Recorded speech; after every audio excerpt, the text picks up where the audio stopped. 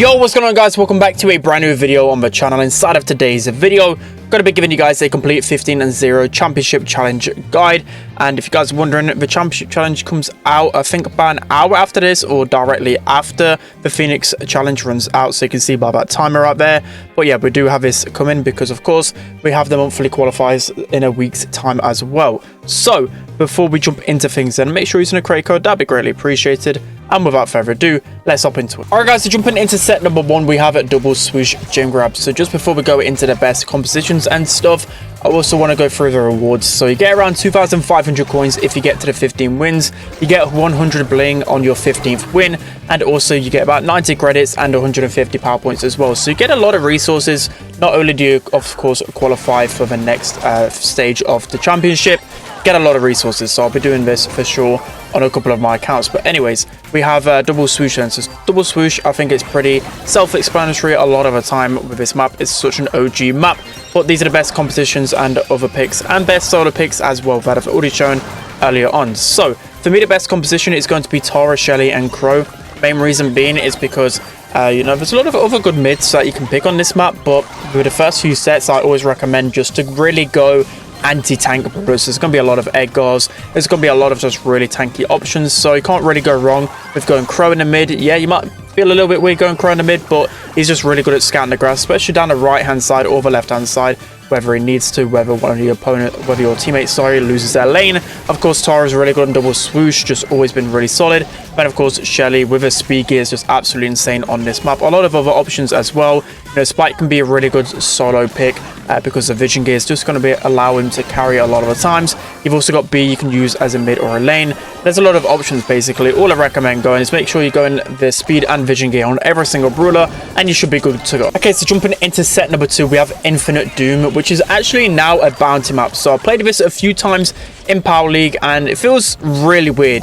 With so much grass in the middle, it's a little bit of a hard one to judge. But from my time from playing on Wipeout, it's pretty similar in terms of the meta. So best composition, it's a good job anyways that it's set number 2, because you won't be facing the best of teams, but this is what I've gone up with. So again, Tara and Shelly down both lanes. Tara's always been good in Infinite Doom. I think sometimes she can get outranged by some other brawlers, but I think you can never go wrong with a Tara on this map on Infinite Doom. But I went with a bow in the middle just because, you know, just in case you face a lot of aggro picks, or I don't know, you want to break open the map. Bow can allow you to break open the map. Not only that, you can switch star power as well to see around the bushes, and you can even go vision gear with bows. So I just think it's the ultimate vision brawler for a map like this.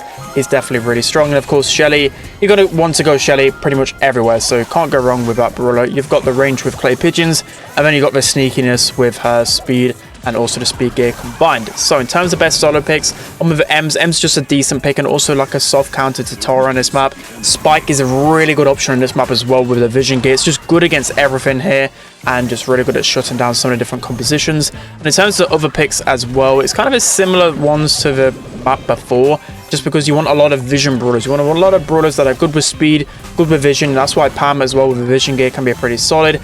Again, you've pretty much got to go vision everywhere. So for me, just making sure you've got at least a couple of brawlers that are really powerful in the grass and hold a lot of presence. Okay, so jumping into set number 3, we have a Brawl field goal. So field goal is going to be a little bit different in terms of the meta, only because in overtime now the walls will break, the unbreakable walls, which is really good, I think, in my opinion, because a lot of times throwers would just dominate the entire game, but still throwers are going to be really strong on this map. So you saw about the best composition. In my opinion, it's going to be Bonnie in the mid, Shirley down the lane, and Barley down the lane as well. So you've got 2 brawlers that can deal with tanks somewhat pretty well. You've got, of course, Shelly, which will just destroy tanks on her own. And then you have Barley, who can, of course, counter the tank counters, if you get what I mean. Throwers typically counter your generic tank counters, but also he can do somewhat decent against tanks as well with his slowing toxin. I think it's, no, not slowing toxin. I forgot what it's called. It's basically the slowing gadget, the little puddle.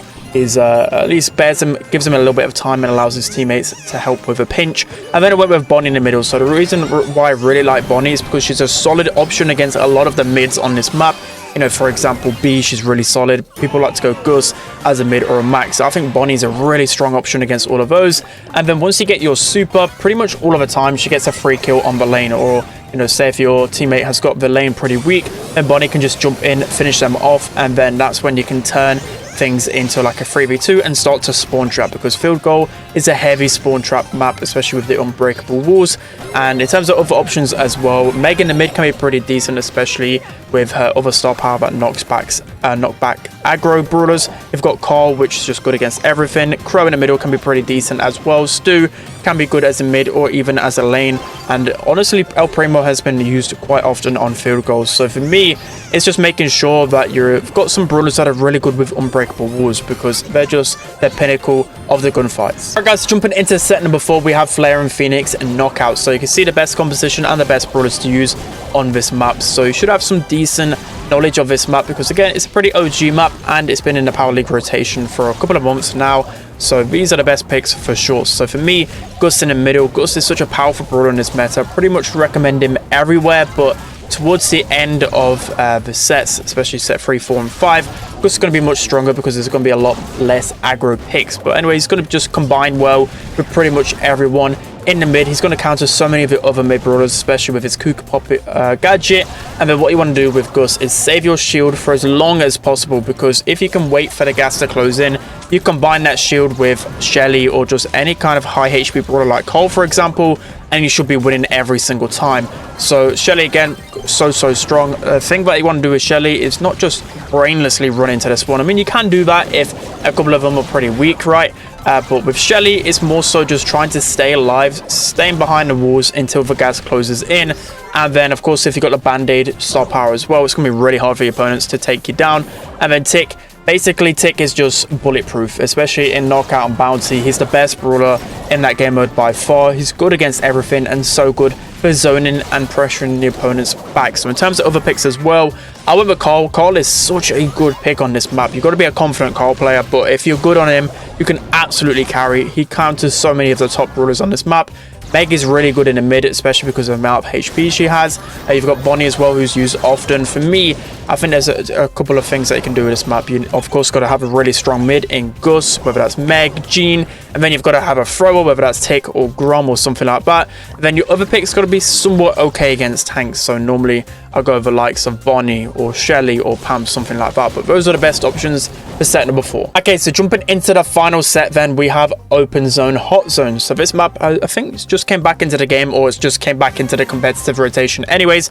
But these are the best compositions and picks for this map. So I don't believe the meta has changed too much from last time when I played it in Power League. So the best composition is going to be Gus, Meg, and Crows. So Meg is still just really strong in Hot Zone. She's kind of fallen off the meta outside of Hot Zone, but in Hot Zone, she's just so dumb. She has so much HP. She can get so much zonage or time on the zone so easily just by literally existing because of the amount of HP she has. And then you combine a Gus shield with that. It's just so strong. And just overall, Gus is such an easy brawler to play on a nice open map.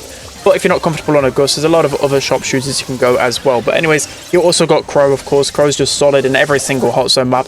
He's got that fast movement speed to be annoying when capturing the zone. And then eventually, he's got his slows, he's got his supers. He's just a really annoying brawler to deal with. And then in terms of other options, you have Lou. Of course, Lou's a little bit harder to play.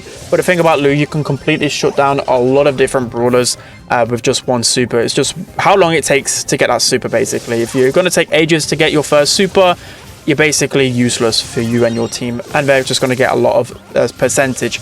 You also got Stu, who of course can put that gadget behind the unbreakable wall and just get so much value. You have Poco, who's starting to drift off the meta a little bit, but a good Poco player can get so much time on the zone and just be really annoying.